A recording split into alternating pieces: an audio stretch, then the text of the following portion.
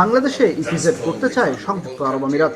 প্রধান উপদেষ্টা ডক্টর মোহাম্মদ ইউনূস এ বিষয়ে নীতিগতভাবে সম্মতি দিয়েছেন। এতে দেশে বিনিয়োগ বাড়ার পাশাপাশি কর্মসংস্থানও বাড়বে বলে আশা করা হচ্ছে। বৃহস্পতিবার রাতে দুবাইয়ে সংবাদ সম্মেলনে এই কথা জানান প্রধান উপদেষ্টা প্রেস সচিব শফিকুল আলম।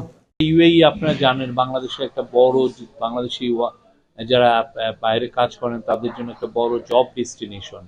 তো এই জব মার্কেট হিসাবে এটাও কিন্তু অন্যান্য অনেক দেশের থেকে প্রচুর লোকজন আসছে, কিন্তু দেখা যাচ্ছে বাংলাদেশের থেকে এটা গ্রাজুয়ালি কমছিল। তো আমরা এই বিষয়ে আসলে আমরা প্রফেসর ইউনূস উদ্যোগ নিয়েছেন।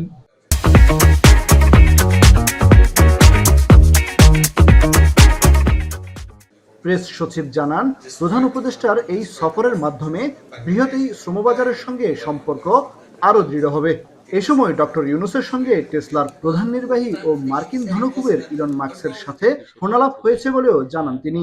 আমাদের কাছে অনেকে প্রশ্ন করেছেন যে ইলন মাস্কের সাথে প্রফেসর ইউনূসের কথা হয়েছে কিনা। আমরা বলছি হ্যাঁ, কথা হয়েছে, বাট এই বিষয়ে আমরা পরে আপনাদেরকে আরো ডেভেলপমেন্ট জানাবো। আমরা একটু কনফার্ম করতে পারি ওনার সাথে আলোচনা হয়েছে এবং এটা সামনে এটার পুরো ডিটেলসটা আমরা আপনাদেরকে জানাবো। এর আগে দুবাইয়ের একটি হোটেলে প্রবাসী বাংলাদেশিদের সঙ্গে মতবিনিময় করেন প্রধান উপদেষ্টা। সরকারি খরচে প্রবাসীদের মরদেহ দেশে নেয়া, বিমান ভাড়া কমানো, পাসপোর্ট ও জন্মসনদের সেবা আরও সহজ করা সহ ভোটাধিকারের বিষয় তুলে ধরেন প্রবাসীরা। এ সময় পররাষ্ট্র উপদেষ্টা এম তৌহিদ হোসেন প্রবাসীদের মরদেহ দেশে ফেরানোর ক্ষেত্রে সরকারি ব্যয় বহনের বিষয়ে আশ্বস্ত করেন। 2 দিনের সফরে আমিরাতে গিয়ে বৃহস্পতিবার বিশ্ব সরকার সম্মেলনে যোগ দেন প্রধান উপদেষ্টা।